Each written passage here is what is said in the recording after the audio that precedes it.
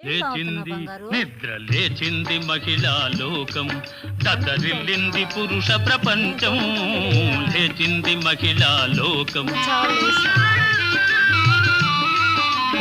ఎప్పుడో చెప్పెను వేమనగారు ఇంకొస్తావా? అప్పుడే చెప్పెను బ్రహ్మంగారు ఎప్పుడో చెప్పెను వేమనగారు అప్పుడే చెప్పెను బ్రహ్మంగారు ఇప్పుడే చెబుతాయను కోబులమా ఇప్పుడే చెబుతాయను కోబులెమ్మ విసన్న చెప్పిన వేదం కూడా లేచింది నిద్ర లేచింది మహిళా లోకం